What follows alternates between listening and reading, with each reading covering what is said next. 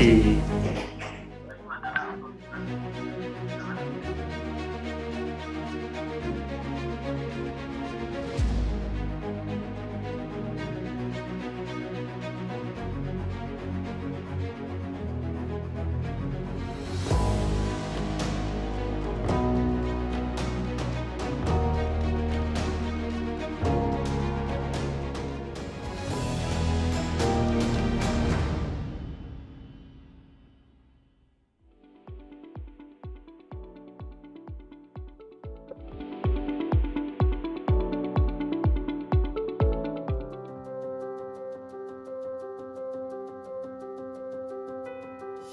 Penggunaan dana BOS untuk tahun 2020 itu menggunakan aplikasi Arkasnya ya dari dinas langsung. Jadi untuk pelaksanaannya, untuk pembayarannya juga alhamdulillah lancar. Kalau untuk offline ya mungkin untuk penyediaan barang dan jasanya mungkin agak lama kali ya, karena kita mencari dari toko dan sebagainya. Kalau untuk online ya melalui Siplah dan sebagainya, itu kita untuk penerimaan barangnya itu agak cepat karena kita melalui aplikasi Siplah itu. Di sekolah kami di SMP Negeri 3 Sepatan pernah melakukan pembelanjaan barang, salah satunya itu buku sekolah elektronik. Kita pertama kita cari dulu keywordnya, kemudian ketemulah salah satu CV, prosesnya sangat cepat, kita hanya melakukan pemesanan, terus kemudian barang dikirim, kita transfer uangnya, transaksi selesai. Kualitas barang yang kita terima sesuai dengan pesanan yang kita pernah ajukan. Transaksi online dengan menggunakan Siplah untuk sekolah itu lebih aman. Oh ya, sangat terbantu dengan Siplah, apalagi dengan sistem sekarang untuk pelaporannya dengan menggunakan Arkas, dan kemudian BKU juga, kita memang untuk pembelanjaannya kan jadi sifatnya non tunai, kita transfer, jadi untuk pembukuannya pun lebih gampang lah, pokoknya lebih gampang. Dengan Siplah untuk misalkan manipulasi barang fiktif itu kayak mungkin saya pikir nggak mungkin ya Pak ya. Kami dari SMP 2 Sepatan akan mendukung aplikasi Siplah karena menghindari pembelian fiktif atau pengeluaran-pengeluaran yang memang tidak diperlukan. Siplah memang sip. Siplah memang sip. Siplah memang sip.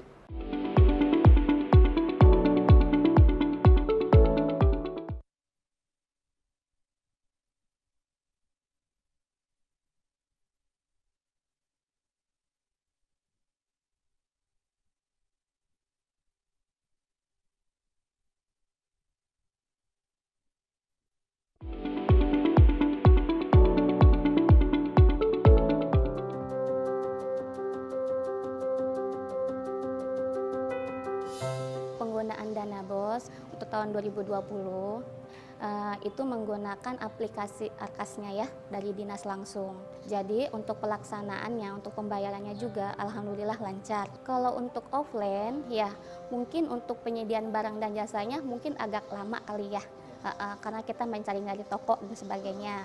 Kalau untuk online ya melalui Siplah dan sebagainya, itu kita untuk penerimaan barangnya itu agak cepat karena kita melalui aplikasi Siplah itu. Di sekolah kami di SMP Negeri 3 Sepatan pernah melakukan pembelanjaan barang, salah satunya itu buku sekolah elektronik.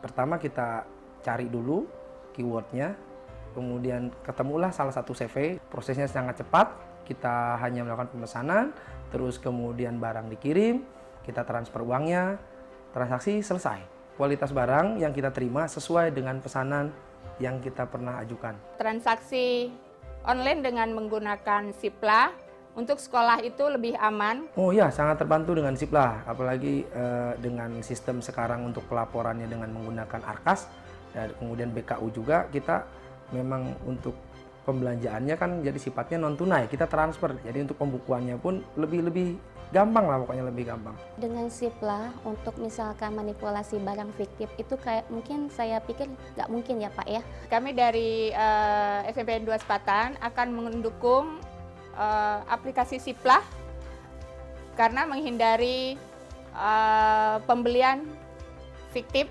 atau pengeluaran-pengeluaran yang memang tidak diperlukan. Siplah memang sip.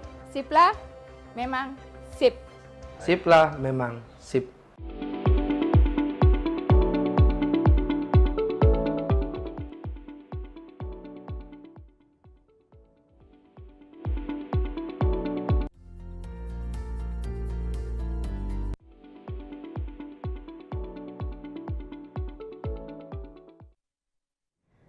Assalamualaikum warahmatullahi wabarakatuh. Salam sejahtera dan juga selamat pagi kembali lagi bersama dengan kami Bapak dan juga Ibu dimanapun Anda berada. Senang sekali rasanya saya Ino Novita masih bersama dengan Anda dalam rangkaian acara talk show daring sosialisasi Sipla 2020.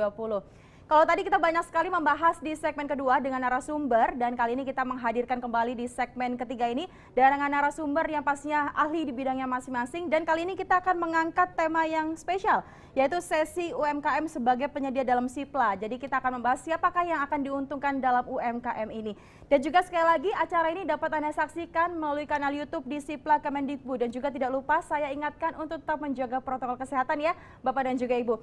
Baiklah, kita akan langsung saja masuk ke segmen talk show. Namun sebelumnya saya ingatkan kembali bahwa Bapak dan juga Ibu bisa langsung memberikan pertanyaan di kolom komentar Zoom dan lebih baiknya bisa langsung ditujukan kepada siapakah narasumber yang Anda akan berikan pertanyaan. Baiklah, kita akan menyapa terlebih dahulu narasumber yang pertama sudah hadir melalui kanal Zoom Bapak Daniel Asnur. Beliau merupakan Sekretaris Deputi Bidang Produksi dan Pemasaran Kemenkop UKM. Halo Bapak, selamat pagi. Mohon izin, Bapak Daniel Asnur, kami tidak dapat mendengar suara Bapak. Mute-nya boleh diaktifkan, dinonaktifkan, mohon izin. Oke, mungkin Selamat nanti agak pagi, sedikit Bapak. kencang ya Bapak ya suaranya biar kami bisa mendengar cukup jelas. Terima kasih. Bapak Selamat Daniel pagi. Asnur. Selamat pagi Bapak, semangatnya luar biasa sekali pada pagi hari ini. Terima kasih Bapak, sudah jelas sekali. Oke, langsung saya akan kembali menyapa ke narasumber berikutnya. Sudah ada Ibu Ani Rahmawati. Beliau merupakan Kepala Seksi Integrasi Sistem Pemerintah Daerah BKPM. Halo, Assalamualaikum Ibu, selamat pagi Ibu Ani. Waalaikumsalam. Selamat pagi menjelang siang, Mbak. Selamat pagi menjelang siang Ibu, terima kasih banyak. Dan sudah hadir satu narasumber di samping saya, sudah ada Bapak Sumarno. Beliau merupakan Koordinator Pengembangan Ekonomi Digital Pariwisata, Transportasi dan Perdagangan Kemenkominfo. Halo Bapak, Assalamualaikum, selamat pagi. Waalaikumsalam, selamat pagi. Sehat selalu ya Bapak ya? Sehat selalu. Baik, Alhamdulillah. Dan berikutnya sudah bergabung narasumber melalui kanal Zoom, sudah ada Ibu Enzelin Saria. Beliau merupakan Kepala Seksi Pelaku Usaha PMSE Kemendak. Halo Ibu, selamat pagi Ibu. Selamat pagi Bapak Ibu semua. Terima kasih atas waktu yang diberikan. Baik, terima kasih. Dan narasumber yang terakhir yang bergabung di dalam segmen ketiga ini sudah ada Ibu Niwayan Yuni. Beliau merupakan Kepala Subdirektorat IKM Logam, Mesin Elektronika dan Alat Angkut Kemenperin. Halo Ibu, selamat pagi. Saya akan menyapa terlebih dahulu Ibu Niwayan Yuni. Halo Ibu, dapatkah mendengar suara kami di sini? Oh baik, sambil menunggu untuk bergabung dengan kami. Baik, kembali saya akan menjelaskan sedikit mengenai segmen talk show di segmen ketiga ini yang akan membahas mengenai sesi UMKM sebagai penyedia dalam Sipla. Masing-masing narasumber akan kami berikan kesempatan untuk memaparkan selama 10 menit. Untuk itu langsung saja dan Bapak, Ibu juga bisa langsung mencantumkan pendapatnya di kolom komentar ataupun pertanyaan dan ditujukan kepada narasumber. Yang pertama, langsung saja kami berikan kesempatan 10 menit untuk Bapak Daniel Asnur dari Kemenkop UKM. Kami persilakan Bapak. Oke Bu, selamat pagi menjelang siang. Terima kasih atas waktunya. Suara saya terdengar nggak Ibu Moderator? Bapak mohon izin boleh sedikit dikencangkan lagi, mungkin sedikit didekatkan dengan mikrofonnya. Oke. Nah, baik. Terima kasih Satu, banyak dua. Bapak Daniel. Oke, terima kasih Bu Moderator. Yang saya hormati Bapak Ibu para narasumber, Bapak-bapak peserta web seluruh Indonesia yang saya banggakan. Kami akan bercerita bagaimana di sini koperasi dan UMKM dapat main atau dapat melakukan dapat ikut terlibat dalam sistem pengadaan sekolah. Bapak Ibu sekalian yang saya hormati, bahwa UMKM dan koperasi adalah badan hukum dan badan perorangan yang memungkinkan untuk ikut di ekosistem Sipla yang ada di sekolah. Lanjut Ibu. Slide berikutnya.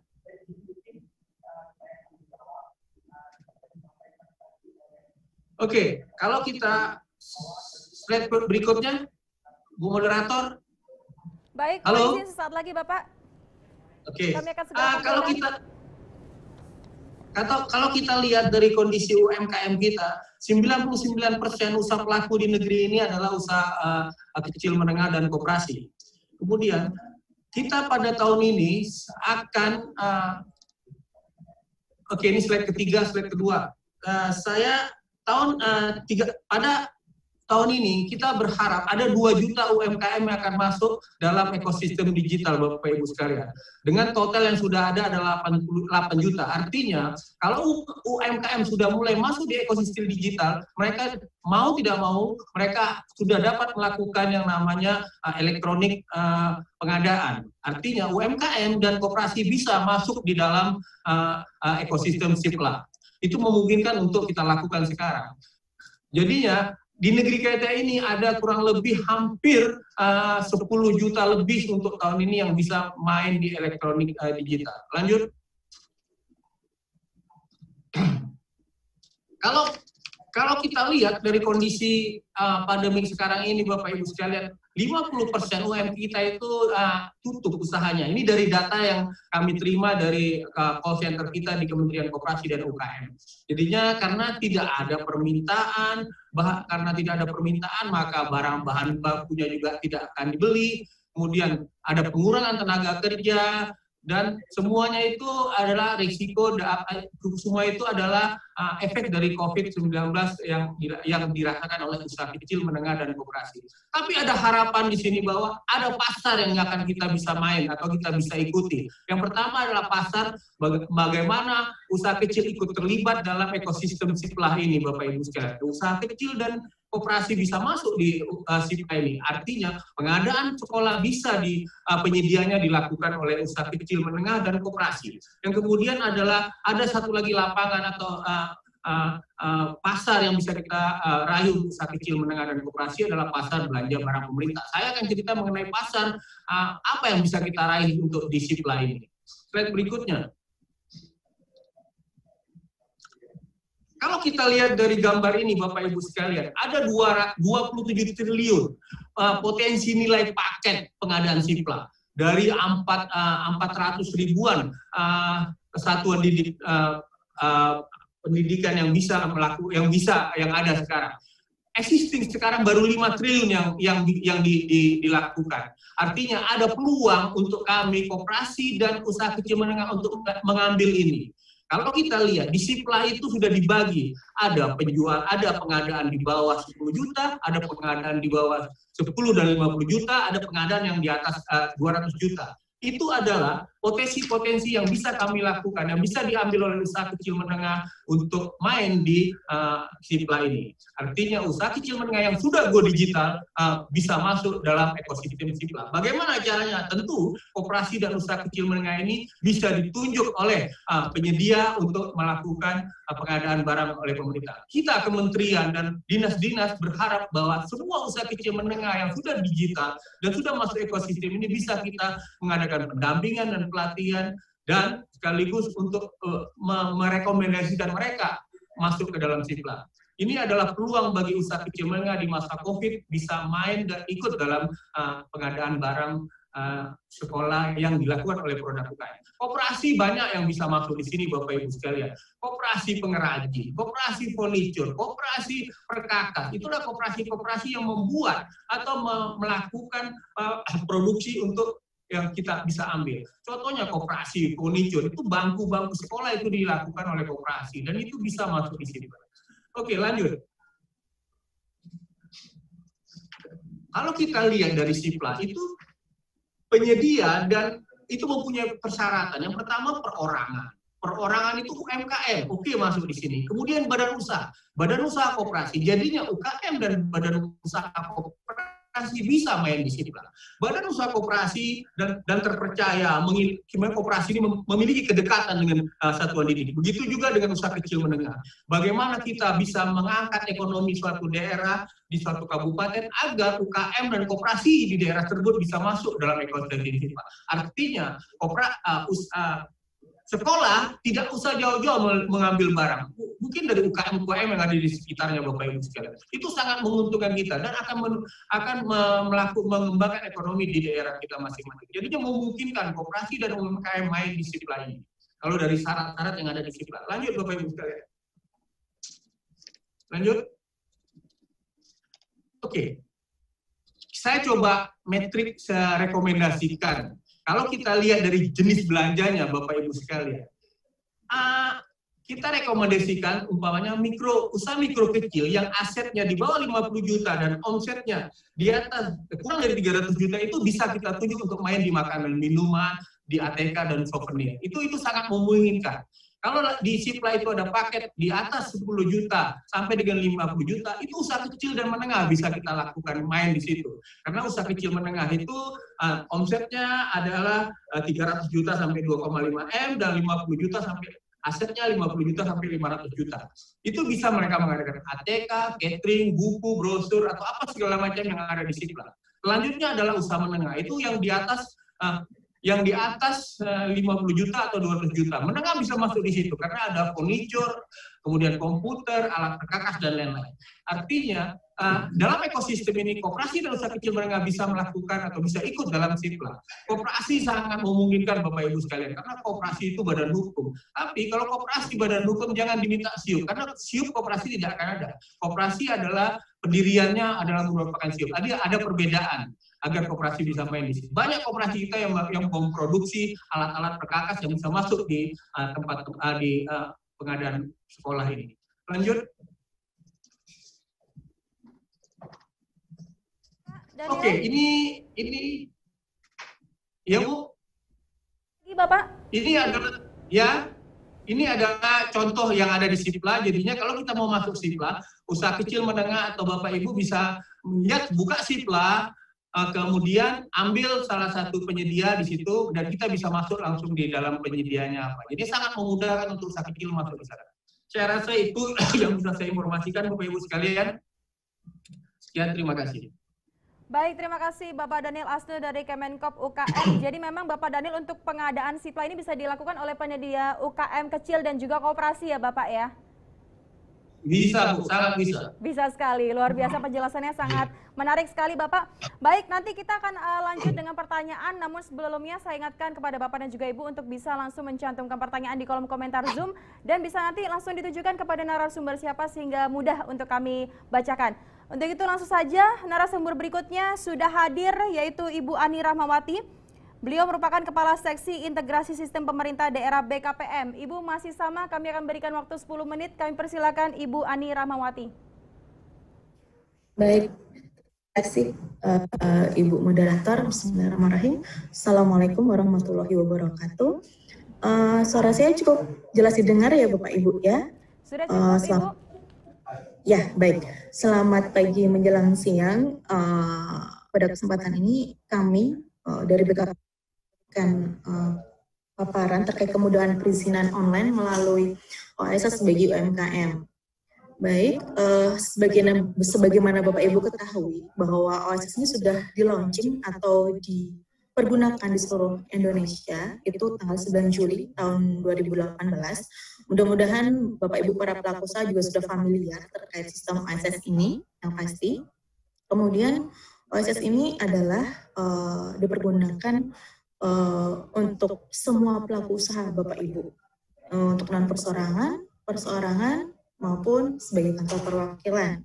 Yang pasti pedoman dasarnya adalah satu portal nasional, kemudian satu identitas yaitu NIB, kemudian satu format izin yaitu izin usaha. Perizinan yang dikeluarkan dari OSS itu adalah perizinan dengan komitmen yaitu self-declare dari para pelaku usaha itu sendiri.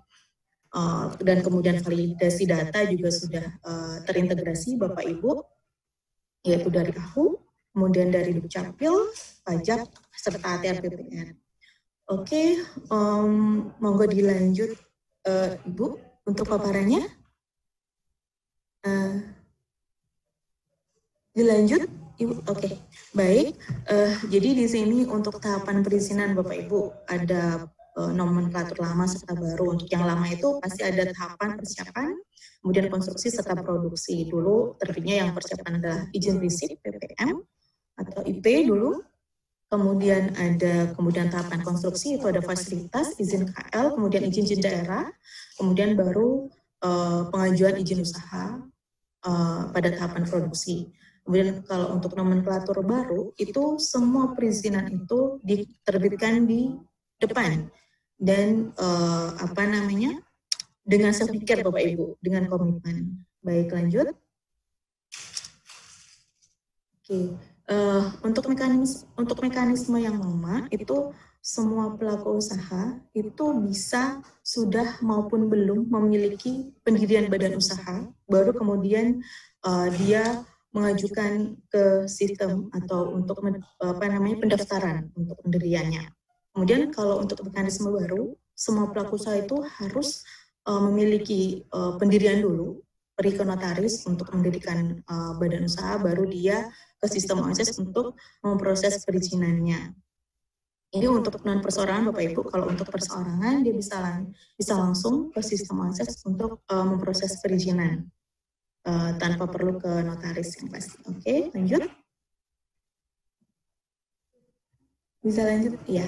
Di sini untuk jenis pemohon itu ada 3, yaitu perseorangan, non perseorangan, serta kantor perwakilan. Untuk perseorangan di sini kita bedakan atau kami bedakan dalam sistem OSS itu ada mikro, kecil, serta menengah. Untuk UMKM di sini maksudnya ke mikro sama kecil, Bapak Ibu. Kemudian untuk non perseorangan itu bisa dibedakan badan hukum serta badan usaha. Badan hukum itu ada PT misalnya, kemudian kalau non badan hukum atau badan usaha itu ada CV, Persekutuan Perdata. Kemudian untuk perwakilan ada rekan perwakilan tuh kayak KP3A, kemudian KPPA, ada BUJKA, dan semuanya sudah diakomodir sekitar 20 sektor, kecuali sektor keuangan, pertambangan, serta migas. Oke, lanjut. Di sini kami sudah akomodir untuk pelaku usaha UMKM, yaitu sesuai dengan Undang-Undang Nomor 20 tahun 2008, itu kita sudah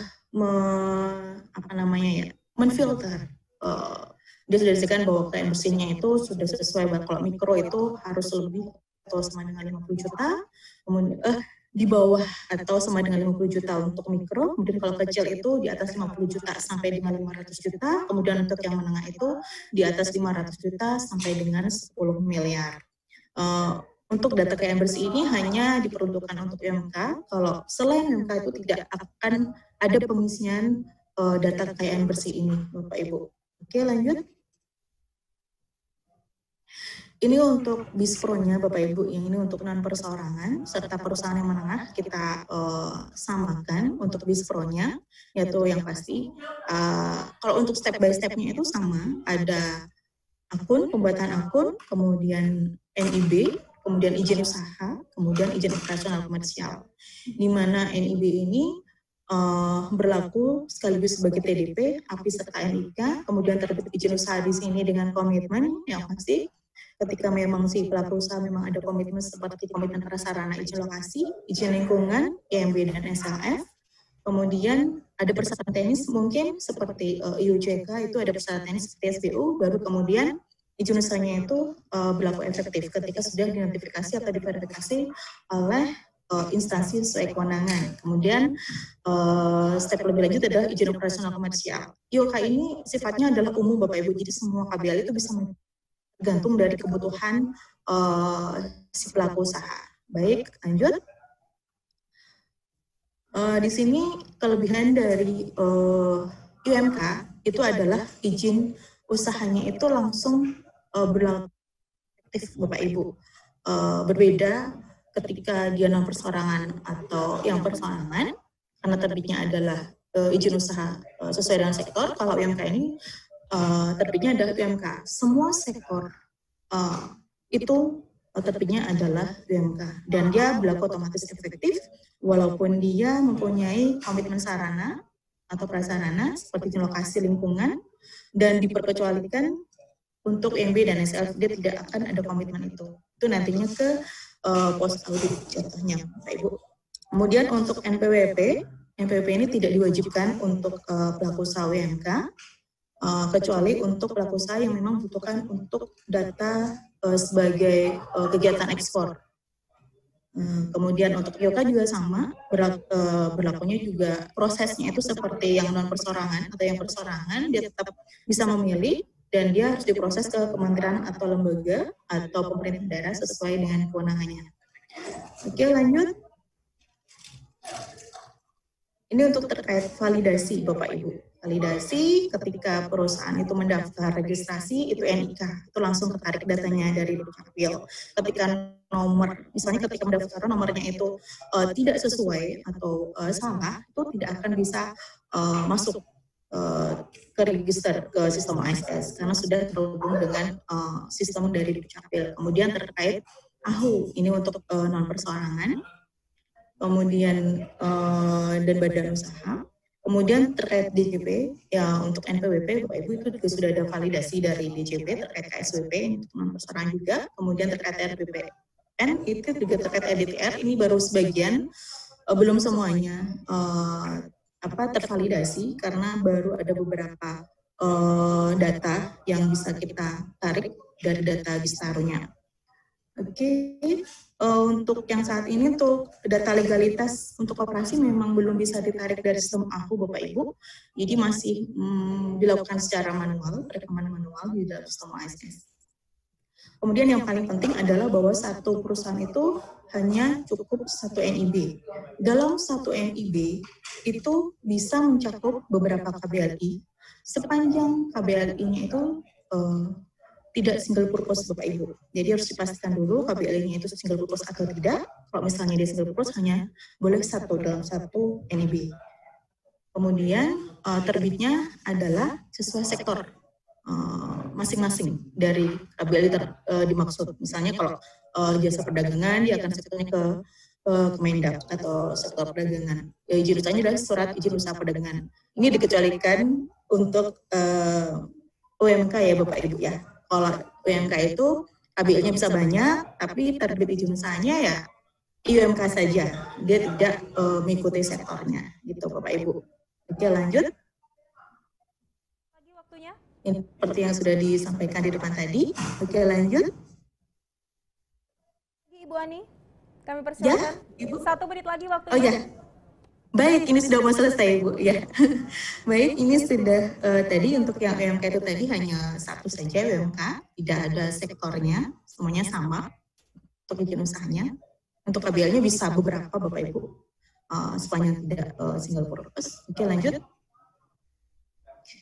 Nah, ini untuk tata caranya bisa dilihat Bapak Ibu. Kalau memang ada kebingungan misalnya, bisa dilihat di sini tata cara administrasi bagaimana. Terus step by step dari proses dari NIB untuk non perseorangan itu bagaimana di situ juga sudah ada, ataupun dari instansi seperti DPMPTSP itu juga sudah bisa membantu Bapak Ibu untuk pelaku usaha UMK untuk pengisian atau pemrosesan izin usaha mikro kecil itu tadi. Begitu mungkin yang bisa kami sampaikan, mudah-mudahan bermanfaat. Terima kasih.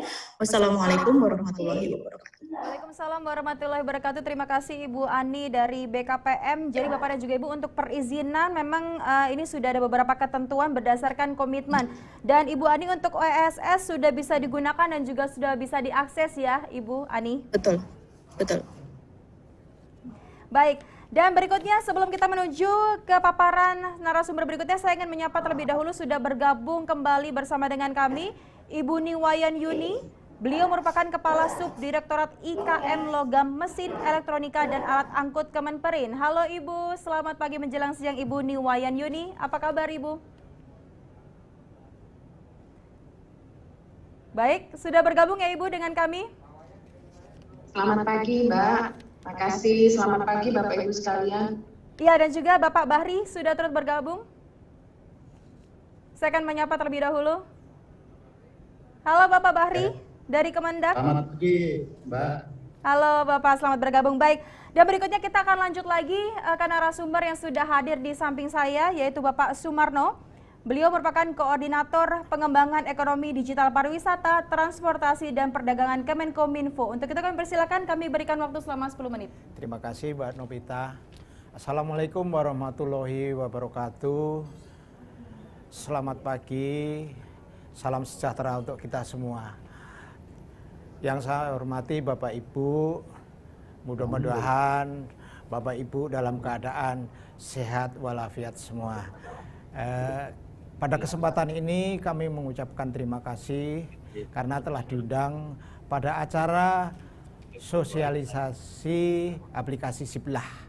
Nah, saya sangat bangga dan senang sekali dengan hadirnya aplikasi ini karena memberi peluang kepada para UMKM untuk bisa mengembangkan sayapnya tentunya untuk memperluas pasar. Karena di aplikasi Siplah ini pembelinya sudah siap dan semuanya ada di seluruh Nusantara ini, sehingga sangat menguntungkan para UMKM yang turut melakukan jualan secara online. Mbak Novita, bahwa aplikasi ini selaras dengan program yang ada di Kementerian Komunikasi dan Informatika, yaitu Gerakan UMKM Go Online. Nah, pada program Gerakan UMKM Go Online ini ada tahapannya, yaitu onboarding, active selling, skill up, dan go internasional. Nah, bentuk kegiatannya seperti apa? Bentuk kegiatannya antara lain ada roadshow. Kita turun ke daerah-daerah memberikan pemahaman arti pentingnya jualan secara online. Karena perlu diketahui Bapak Ibu, jualan secara online ini memberi manfaat yang besar.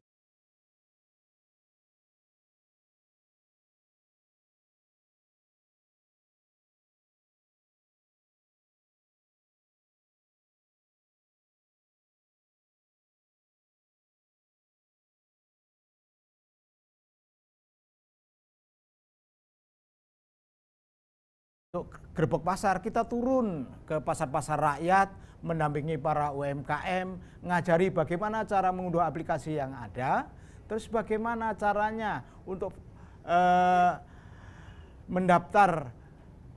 mendaftarkan tokonya ke marketplace yang ada, sehingga melalui kegiatan tersebut atau setelah mendaftarkan tokonya, secara langsung para UMKM untuk bisa jualan secara online. Kami juga mengajak para UMKM ketika Ramadan tiba dalam bentuk program Ramadan Express. Jadi Bapak Ibu yang suka jualan kuliner bisa menyiapkan produknya untuk dalam rangka mempersiapkan bagi para umat Islam yang sedang menjalankan ibadah puasa untuk bisa menikmati hidangan yang Ibu sediakan, tentunya secara pesan melalui online. Nah, ketika ini bisa dilakukan, maka keuntungan ada di dua belah pihak. Daripada para UMKM tidak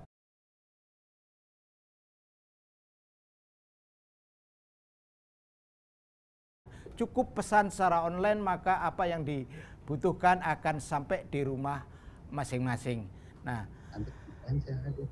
pada kegiatan UMKM Go Online ini kita bekerja sama dengan marketplace, sehingga Bapak Ibu tidak perlu susah-susah untuk membangun toko baru.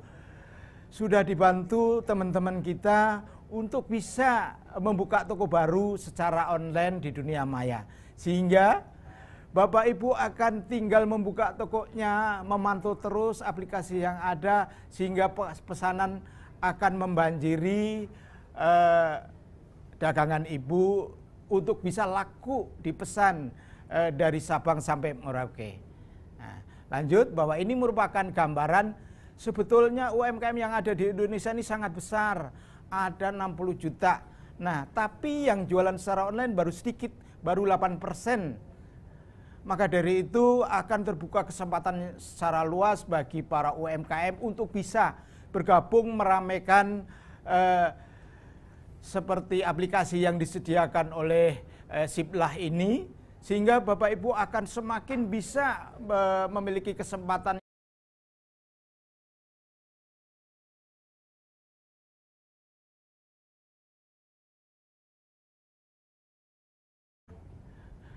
sebelumnya, Pak.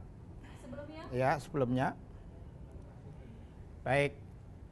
Dalam rangka kita untuk mendorong para UMKM untuk bisa berjualan secara online, maka kami akan melakukan pendampingan, pelatihan secara terus-menerus sehingga para UMKM untuk bisa mengasah keterampilannya bagaimana untuk bisa memanfaatkan smartphone yang dimilikinya, untuk bisa melakukan transaksi secara online ketika ada pesanan dari para pembeli secara online juga tentunya.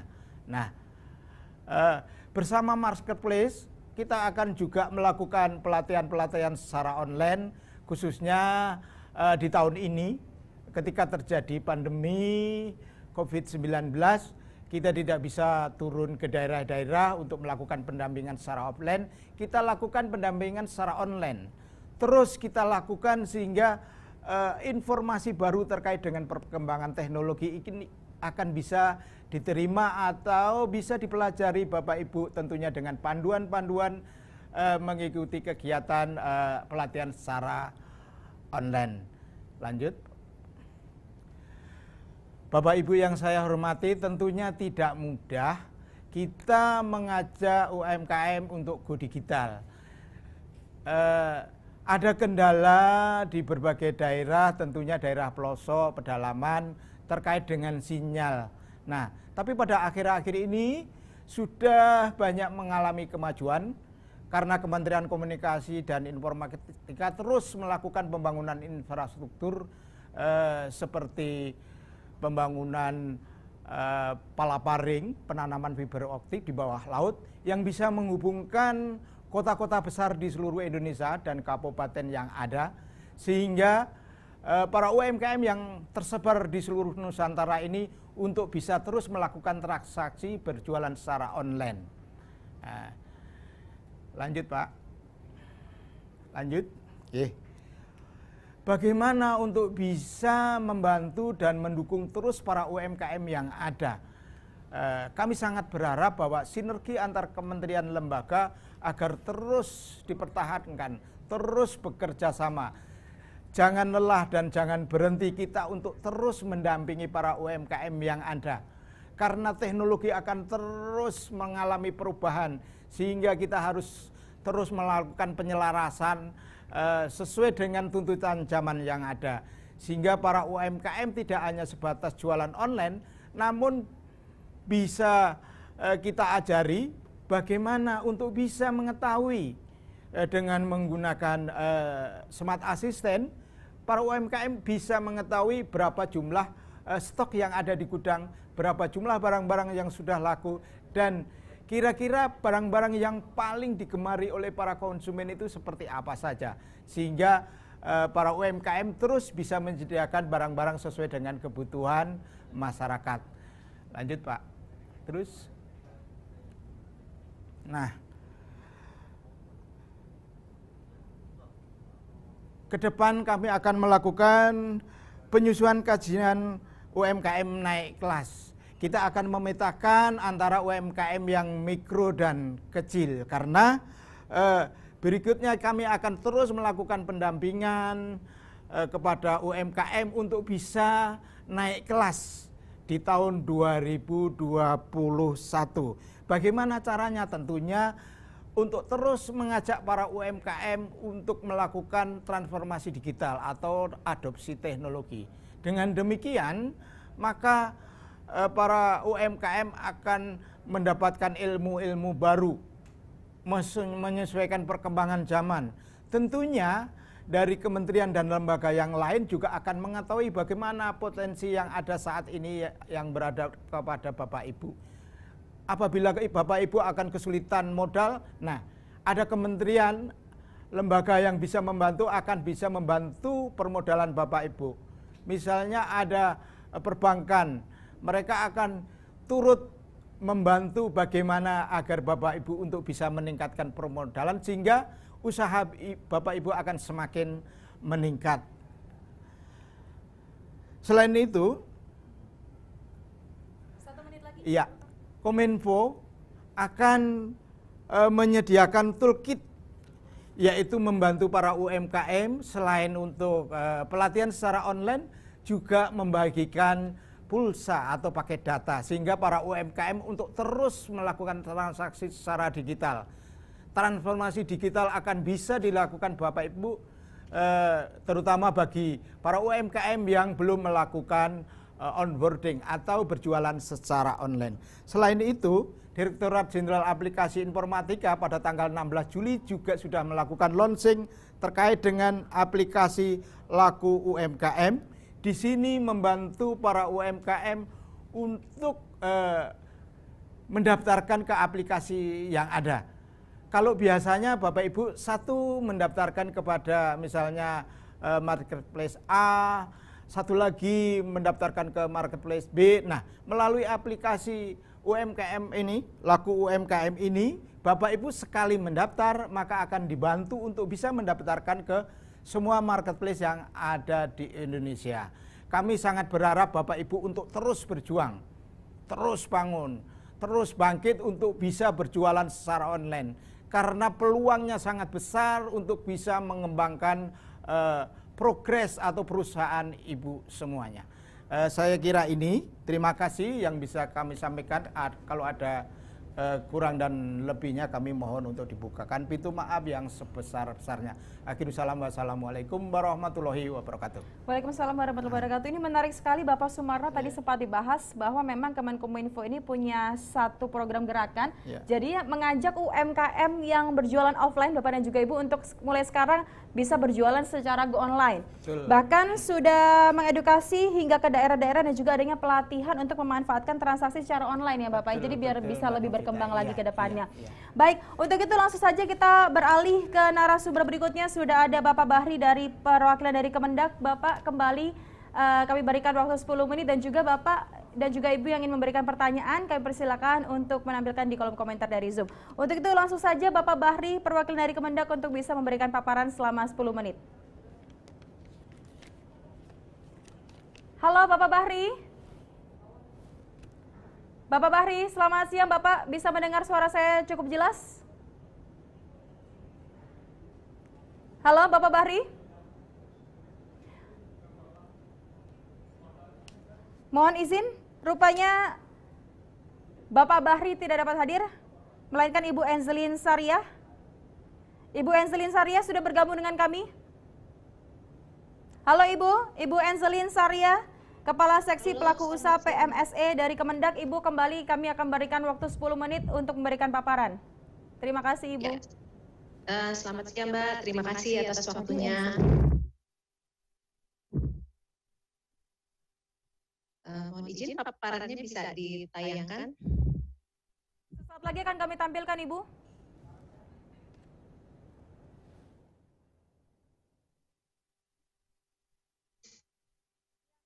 Ibu Enzelin Sariah, kita berjumpa kembali ya Ibu. Ini di hari kedua kita akan banyak berbincang-bincang dan sambil kita menunggu PPT-nya akan segera kami tampilkan. Apakah pembahasan yang akan lebih terperinci kita bahas pada siang hari ini Ibu? Oh sudah ada? Sudah ada Mbak. Baik, kami persilakan Ibu, mohon maaf. Ya, terima kasih Mbak. Selamat siang Bapak Ibu semua. Saya hari ini mewakili Kementerian Perdagangan untuk menyampaikan materi mengenai kemudahan perizinan dalam perdagangan melalui sistem elektronik atau yang biasa kita kenal dengan e-commerce. Dalam e-commerce ini pemerintah baru mengeluarkan PP 80 tahun 2009 yaitu mengenai perdagangan melalui sistem elektronik. Tujuan utama dari PP tersebut adalah bagaimana menciptakan trust dan consumer confidence. Kenapa tujuan utama ini? Karena kita menyadari bahwa ketika konsumen merasa aman dan nyaman bertransaksi dalam transaksi online, dengan sendirinya e-commerce tersebut juga akan mengalami pertumbuhan. Nah, selain untuk menciptakan consumer trust dan consumer confidence ini, juga tujuan lainnya adalah memberikan kepastian dan perlindungan hukum, memberikan perlindungan terhadap kepentingan nasional, memberikan equal playing field pada semua pihak yang terlibat dalam transaksi e-commerce ini, kemudian memberikan kesempatan berusaha yang sama bagi semua pihak. Di dalam pelaku usaha di dalam perdagangan melalui sistem elektronik ini, di dalam PP kita klasifikasikan menjadi 3, yaitu ada pedagang atau merchant, kemudian ada PPMSE, yaitu penyelenggara perdagangan melalui sistem elektronik, atau mungkin yang biasa kita kenal adalah penyedia sarananya ini seperti Tokopedia, Blibli, Jadi yang menyediakan sarana untuk pedagang, kemudian PSP, penyedia sarana perantara yang menyediakan sarana komunikasi elektronik untuk mendukung terjadinya transaksi elektronik ini. Jadi bagi Bapak Ibu, kalau kita melihat Siplah ini, mungkin kalau bagi platform-platform yang bekerja sama untuk mensuplai, menyediakan sarana berdagang online, ini kita sebut sebagai PPMSE. Kemudian bagi Bapak Ibu yang mensuplai produk yang berjualan di para platform yang bekerja sama di Siplah ini dikategorikan sebagai pedagang. Kemudian PSP ini sendiri nanti ada kayak semacam search engine yang untuk mendukung kegiatan aktivitas e-commerce. Kemudian slide berikutnya. Ini tadi tujuan utama dari PP Perdagangan melalui Sistem Elektronik, yaitu menciptakan ekosistem PMSE yang aman dan nyaman bagi konsumen. Intinya dari pengaturan PP 80 ini adalah bagaimana pelaku usaha ini bisa menyampaikan data dan informasi yang lengkap dan benar kepada konsumen. Jadi pelaku usaha ini wajib menyampaikan 4 informasi utama secara lengkap dan benar, yaitu mengenai siapa pelaku usahanya, kemudian apa spesifikasi produk yang diperdagangkan, kemudian bagaimana mekanisme pembayaran dan mekanisme pengiriman. Jadi bagi Bapak Ibu yang nanti ingin bergabung ke Siplah, berikanlah informasi data dan yang lengkap dan benar dan sedetail mungkin mengenai tadi identitas Bapak Ibu, identitas usaha Bapak Ibu, kemudian produk yang diperdagangkan, serta mekanisme pembayaran dan pengirimannya. Ini 4 pilar utamanya, dan selain ada beberapa informasi lain yang wajib disertakan juga di dalam aktivitas e-commerce. Namun biasanya di dalam platform nanti sudah platform yang bekerja sama biasanya sudah ada aturan main yang sudah disiapkan oleh para penyedia platform agar para merchant ini bisa mengikutinya. Next slide berikutnya. Oke. Untuk PP 80 ini untuk lebih mendetailkan poin-poin pengaturan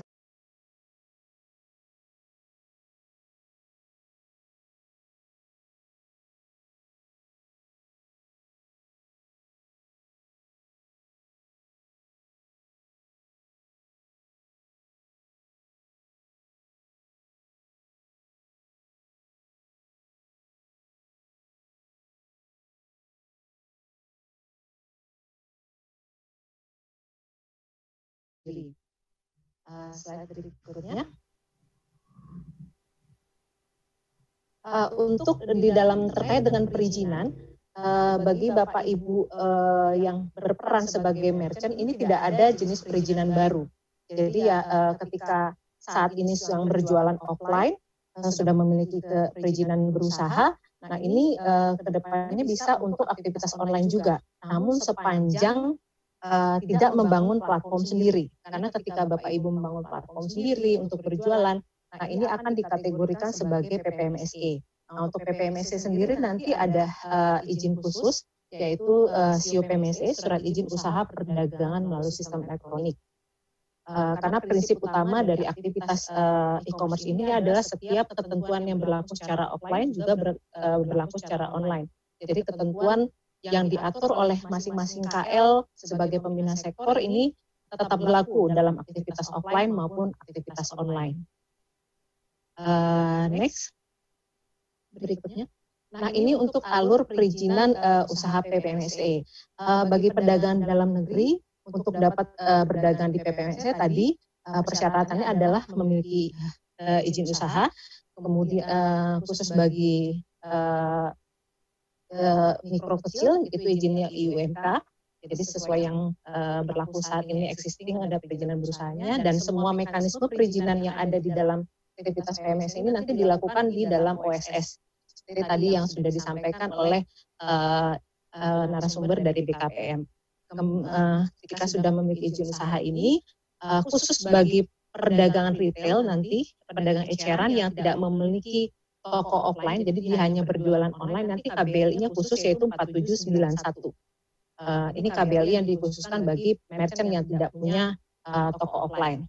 Nah untuk pedagang luar negeri, nanti bisa berdagang di PPMSE ini dengan syarat menyampaikan informasi-informasi terkait izin usahanya, nama instansi penerbit izinnya ini kepada PPMSE di mana dia beraktivitas. Jadi PPMSE pedagang-pedagang luar negeri ini bisa berjualan di mana, di sana dia menyampaikan identitas dirinya.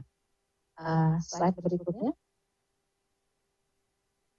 Nah, untuk alur perizinan bagi PSP dan PPMSE ini nanti ada izin khusus yang seperti yang sudah disampaikan sebelumnya, yaitu adalah CUPMSE.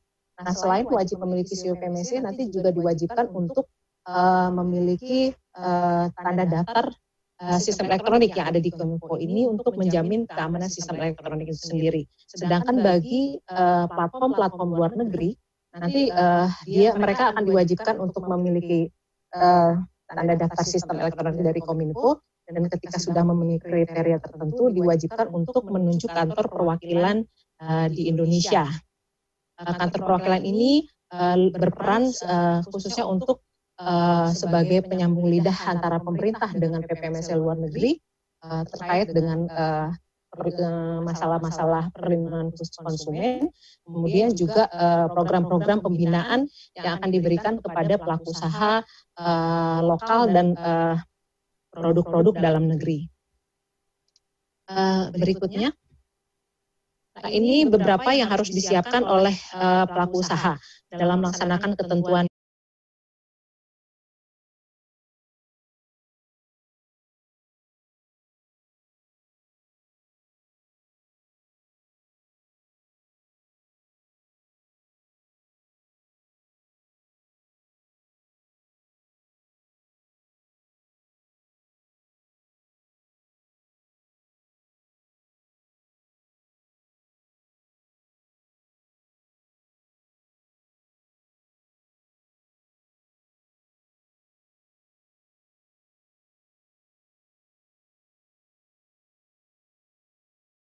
kemudian juga menyediakan fasilitas penyimpanan data dan layanan pengaduan konsumen, serta melakukan pelaporan secara rutin kepada BPS.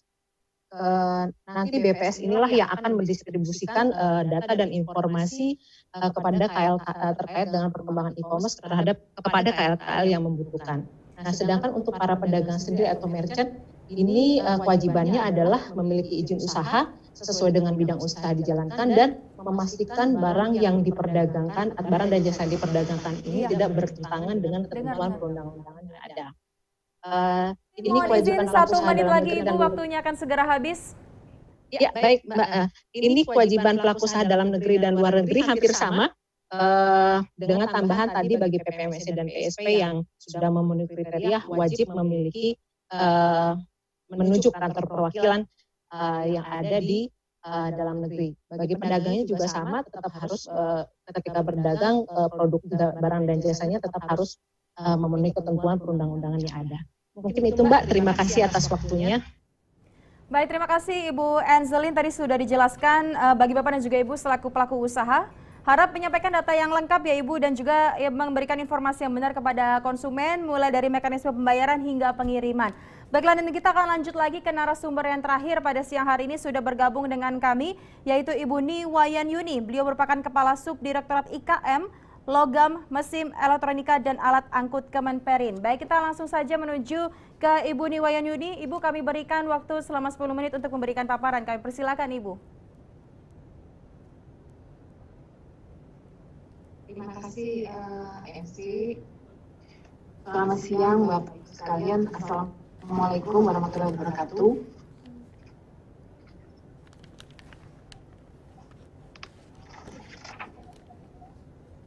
Mohon izin saya akan menyampaikan industri kecil dan menengah dalam sistem informasi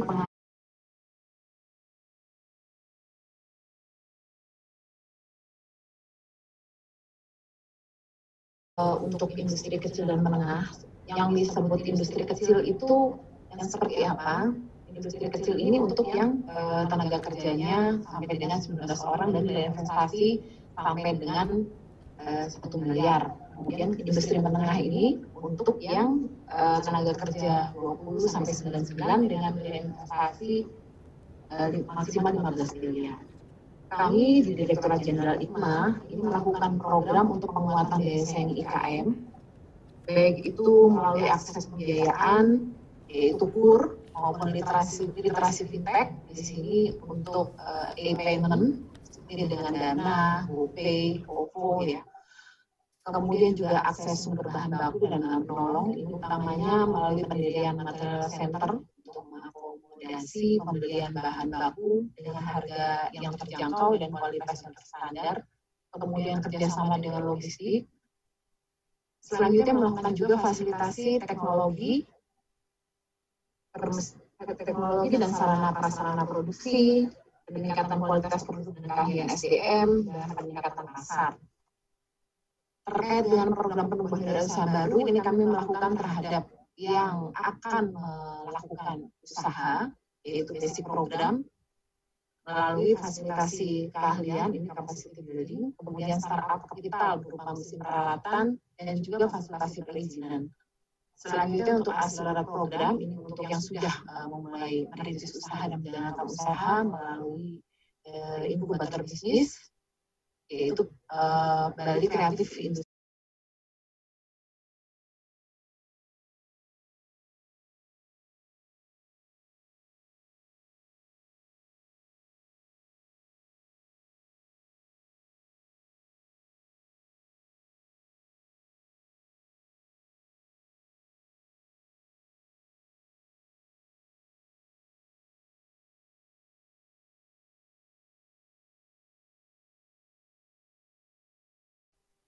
Next. Nah, ini cakupan pembinaan kami di sentra, Bapak Ibu sekalian, di mana pada tahun 2015 sampai 2019 ini teridentifikasi sebanyak 5.038 sentra. Sentra ini adalah wilayah atau kawasan tertentu, tempat di mana industri kecil dan menengah dengan produk yang sejenis, bahan baku sejenis, dan proses produksi yang kurang lebih sejenis melakukan usahanya. Kita melakukan pembinaan dalam bentuk bimbingan teknis, kemudian fasilitasi bahan baku, kemudian juga bantuan dan sosialisasi standarisasi, pendampingan tenaga ahli, maupun pembinaan dengan tenaga penunjang lapangan, dan Next. Bangga Buatan Indonesia ini untuk mengakomodir mitigasi dampak dari COVID-19 terhadap pelaku industri kecil dan menengah. Sebagaimana kita ketahui bahwa COVID-19 ini juga berdampak kepada para pelaku IKM, dan juga di mana di era new normal ini terjadi perubahan perilaku konsumen yang selama ini melakukan belanja secara offline, sudah mulai melakukan belanja secara online. Kami mendorong belanja produk-produk IKM ini melalui marketplace oleh masyarakat maupun belanja pemerintah melalui LKPP, di mana kami menargetkan 2 juta UMKM ini dapat bergabung, dan program ini dilaksanakan selama Juni sampai dengan Desember melibatkan 14 kementerian lembaga. Next. Program E-Smart. Nah, ini kami memiliki program E-Smart IKM yang dalam Gerakan Nasional Bangga Buatan Indonesia,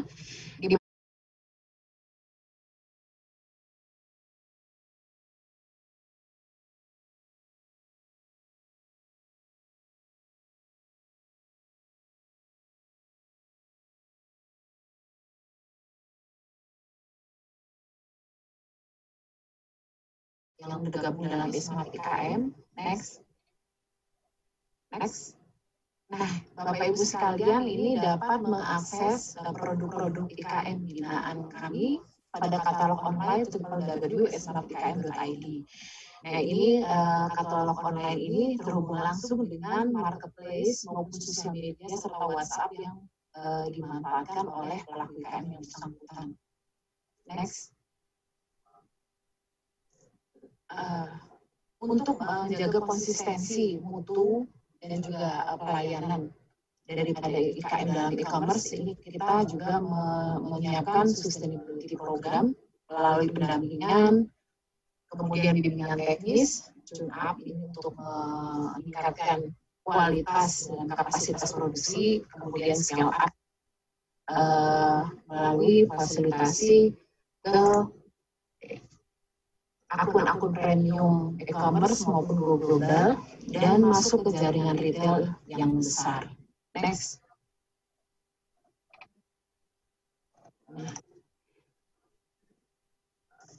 Ibu Bapak, ini kami mencoba merekomendasikan referensi barang-barang produksi industri kecil dan menengah yang sekiranya dibutuhkan oleh satuan pendidikan baik dasar maupun menengah secara nasional untuk barang-barang yang berada di dalam binaan IKM barang dari kayu dan furniture. Ini ada meja rapat, lemari, kemudian ada alas serak, kursi guru, kursi siswa, dan bisa dilihat pada tayangan. Untuk IKM-IKM yang memproduksi produk ini bisa diakses tadi di www.smart.ikm.id, dan juga di sini kami menghimbau juga Bapak Ibu sekalian pelaku IKM dan juga dinas di daerah yang memiliki IKM binaan yang produksi produk-produk tersebut mungkin bisa bergabung di SIPLAH sebagai penyedia. Next. Nah, ini untuk produk kerajinan dan industri aneka, ada alat tulis, kemudian peralatan sekolah, peralatan olahraga, alat ukur waktu, dan alat edukasi. Next. Next. Ini masih yang dengan kerajinan dan industri aneka, ada peralatan gambar, peralatan rumah tangga, mainan anak, alat musik. Next, kemudian untuk produk IKM sandang dan kulit. Next. Selanjutnya untuk yang kimia dan bahan bangunan, ini ada produknya sabun mandi, sabun cuci tangan, deterjen, cairan pembersih, parfum, alkohol, dan sebagainya. Next. Untuk produk-produk elektronika, ini juga ada juga IKM yang memproduksi. Next. Lalu alat angkut, ini becak sampah, kemudian gerobak sampah, troli, kemudian sampah. Next. Next. Kemudian ini untuk produk yang terkait logam dan mesin.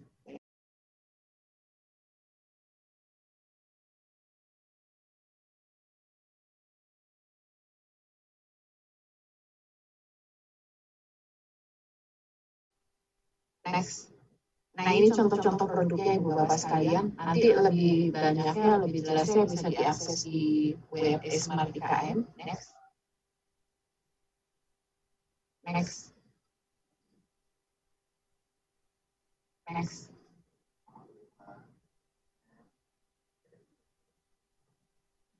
Next. Next. Ini untuk mungkin demikian yang dapat saya sampaikan. Pada kesempatan ini juga kami menghimbau untuk para pelaku IKM yang memang produk-produknya potensial digunakan oleh satuan pendidikan dasar maupun menengah nasional ini untuk bisa bergabung di SIPLAH, dan juga Bapak Ibu dari dinas yang ada IKM binaannya yang memang memproduksi produk-produk potensial tadi dapat ikut mensosialisasikan sehingga binaannya dapat masuk di SIPLAH. Terima kasih. Saya kembalikan kepada moderator. Ibu Niwayan, ini ada satu hal yang menarik yang tadi sempat dibahas oleh Ibu mengenai Startup for Industry. Ini memang diarahkan untuk menyelesaikan permasalahan di industri kecil dan juga menengah, Bapak dan juga Ibu. Baik, dan rupanya saya akan segera menuju ke sesi question and answer. Sudah ada beberapa pertanyaan dari Bapak dan juga Ibu dan sudah langsung ditujukan oleh masing-masing narasumber. Dan saya akan menuju terlebih dahulu ke pertanyaan untuk Kemendak, yaitu untuk Ibu Enzelin. Ibu Enzelin masih bergabung dengan kami, Ibu? Ibu Enzelin, ini sudah ada satu pertanyaan untuk Ibu Enzelin dari perwakilan dari Kemendak. Pertanyaannya adalah, apakah belanja dana BOS melalui SIPLAH tidak menyalahi regulasi persaingan di dunia usaha? Bagaimana Ibu? Bagaimana, maaf Pak, tadi pertanyaannya? Baik, saya akan ulangi kembali ini pertanyaan untuk Ibu Enzelin, perwakilan dari Kemendak. Ada satu pertanyaan Ibu, apakah belanja dana BOS melalui SIPLAH tidak menyalahi regulasi persaingan di dunia usaha? Bagaimana Ibu? Iya, terima kasih. Untuk persaingan usaha ini sendiri, saya rasa tidak menyalahi ya, karena sudah ada aturan regulasinya sendiri mengenai SIPLAH ini, yaitu diatur oleh Kementerian Pendidikan dan juga sudah bekerja sama dengan LKPP. Dan tadi tetap masing-masing pelaku usaha ketika misalnya bergabung dengan salah satu platform yang bekerja sama untuk mensuplai kebutuhan pengadaan di satuan pendidikan ini kan tetap ada tidak langsung ditunjuk gitu. Jadi tetap ada konsumen atau satuan pendidikan tetap bisa memilih tadi harga-harga, bisa membandingkan harga antara yang satu dengan yang lainnya. Jadi saya rasa tidak bertentangan dengan persaingan usaha dan hampir semua pelaku usaha bisa ikut join di dalam SIPLAH ini pada prinsipnya. Baik. Terima kasih. Baik, terima kasih Ibu Enseli untuk penjelasannya. Dan kita akan menuju lagi pertanyaan berikutnya. Ini sudah ada pertanyaan untuk Bapak Sumarno, Bapak dari Kemenkominfo. Ini pertanyaannya adalah, Bapak, belum semua daerah ini memiliki akses internet baik. Lalu apakah ada solusi Bapak dari Kemenkominfo? Ya, perlu kita sampaikan bahwa terkait dengan proyek pembangunan Palaparing yang menghubungkan antara kabupaten dan kota seluruh Indonesia ini sebetulnya mempunyai konektivitas internet yang sangat tinggi.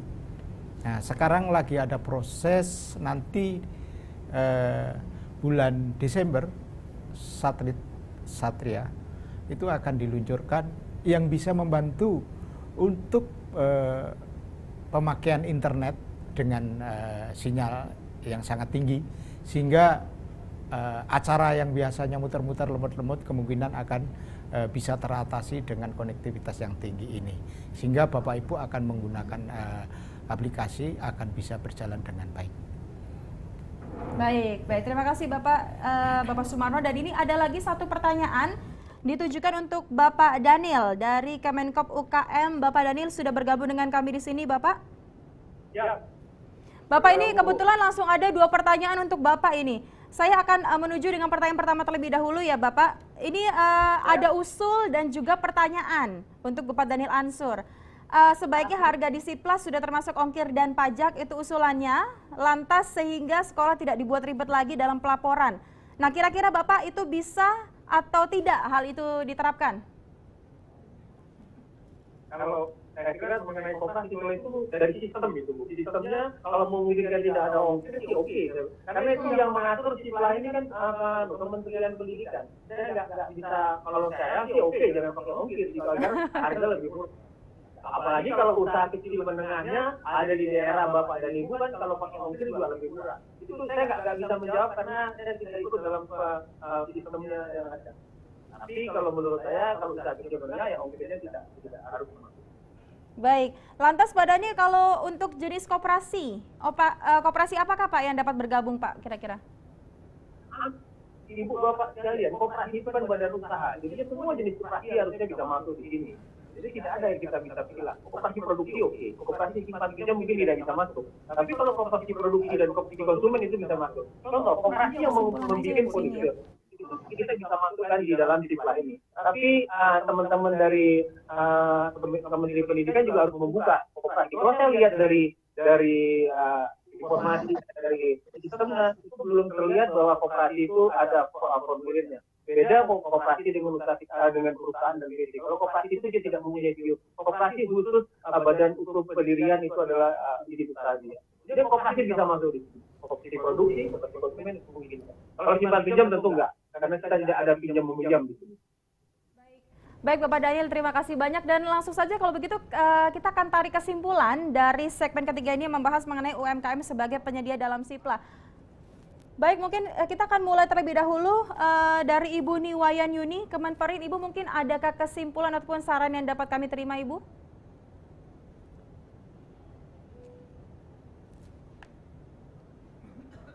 Baik, kami persilakan Ibu, mungkinkah ada kesimpulan yang dapat kami terima Ibu? Ibu Niwayan Yuni dari Kemenperin. Iya, terima kasih Mbak MC. Intinya kami pada dasarnya kami di Dirjen 5 Kementerian ini menyambut baik dengan adanya aplikasi Siplah ini, sehingga IKM-IKM yang ada binaan kami ini bisa terhubung langsung dengan user utamanya di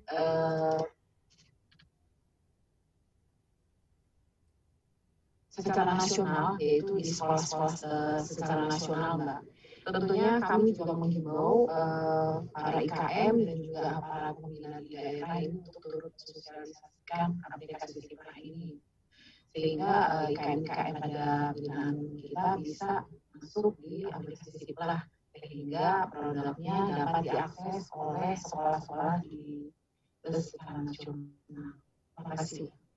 Baik, terima kasih sekali lagi Ibu Niwayanyuni, dan berikutnya saya ingin mendengar ataupun menarik kesimpulan ataupun pendapat dari Ibu Ani Rahmawati, perwakilan dari BKPM. Ibu silakan, mungkinkah ada tanggapan ataupun kesimpulan untuk kami, Ibu? Iya, baik Ibu moderator. Jadi memang OSIS ini disediakan untuk semua pelaku usaha ya, Bapak Ibu. Jadi monggo silakan yang memang belum ada atau belum familiar bisa datang mungkin ke DPM PTSP untuk bisa dibimbing untuk memproseskan izin dimaksud, karena memang semua pelaku usaha itu wajib mempunyai NIB. Itu sih, karena NIB itu adalah sebagai identitas berusaha untuk semua pelaku usaha. Itu aja sih, Ibu. Baik, terima kasih banyak Ibu Ani Rahmawati. Dan berikutnya Bapak Daniel Asnur kembali bergabung dengan kami. Bapak, sedikit kesimpulan Bapak untuk kami. Terima kasih Bu Moderator, Bapak Ibu sekalian, Pak, para peserta. Ini adalah pasar, ini adalah peluang bagi usaha kecil menengah dan koperasi untuk meraihnya. Jadinya kami Kementerian Koperasi juga akan mensosialisasikan program ini ke jajaran di bawah kami, Bapak Ibu sekalian, agar koperasi dan usaha kecil menengah bisa masuk ke sini. Bagaimana caranya nanti kita akan lakukan sosialisasi. Jadi ini peluang dan besar, dan UKM harus masuk di sini. Karena siapa lagi kalau yang tidak membeli barang produk Indonesia kalau bukan kita. Karena ini peluang yang sangat bagus. Itu yang bisa saya sampaikan. Terima kasih. Baik, terima kasih. Dan selanjutnya sudah ada Bapak Sumarno, perwakilan dari Kemenkominfo. Bapak mungkin boleh sedikit nih Pak untuk kesimpulannya. Terima kasih Mbak Novia. Bapak Ibu para pelaku UMKM yang saya banggakan di seluruh tanah air, saya sangat berharap bahwa Bapak Ibu bisa mengikuti acara ini. Saya sangat berharap mari kita gunakan kesempatan yang baik untuk bisa mengembangkan usaha Bapak Ibu. Bagi yang belum onboarding, mari kita lakukan transformasi digital untuk jualan secara online.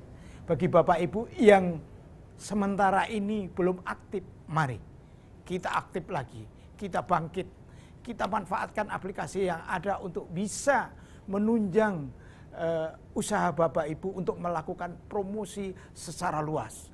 Bagi Bapak Ibu yang sudah dalam tataran aktif dan go online, mari kita bergabung di aplikasi Siplah ini untuk bisa meningkatkan produktivitas usaha Bapak Ibu. Saya yakin melalui aplikasi ini Bapak Ibu untuk bisa naik kelas ke depannya.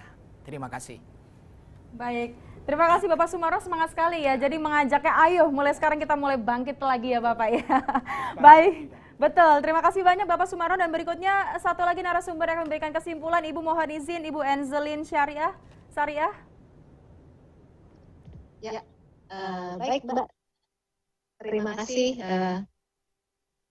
Mungkin sedikit kata penutup ini bagi Bapak Ibu semua pelaku usaha. Ayo Bapak Ibu, mari kita manfaatkan peluang Siplah ini, pengadaan pemerintah ini untuk bagi Bapak Ibu kesempatan untuk belajar berdagang online, karena di era digital ini untuk bisa memasarkan produk secara luas, untuk bisa mendapatkan pasar yang luas, kita harus bisa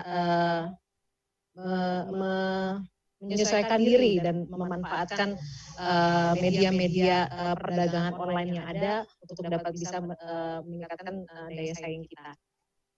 Mungkin itu, dan bagi Bapak Ibu Kementerian Lembaga dan juga pemerintah daerah, mari kita dorong dan bantu pelaku usaha lokal kita untuk bisa memanfaatkan dan bisa go online di era digital saat ini. Terima kasih Mbak, terima kasih Bapak Ibu semua. Baik, terima kasih sekali lagi kami ucapkan terima kasih banyak kepada seluruh narasumber yang sudah bergabung di segmen ketiga ini dan juga memberikan paparan yang sangat bermanfaat sekali untuk kami. Sekali lagi kami ucapkan terima kasih untuk Bapak Daniel Asnur, Sekretaris Deputi Bidang Produksi dan Pemasaran Kemenkop UKM. Terima kasih Bapak. Lalu berikutnya ada Ibu Ani Rahmawati, Kepala Seksi Integrasi Sistem Pemerintah Daerah BKPM. Terima kasih banyak. Lalu ada Bapak Sumarno, Koordinator Pengembangan Ekonomi Digital Pariwisata, Transportasi dan Perdagangan Kemenkominfo. Lalu berikutnya Ibu Enzelin Saria, Kepala Seksi Pelaku Usaha PMSE Kemendak, dan juga ada Ibu Niwayan Yuni.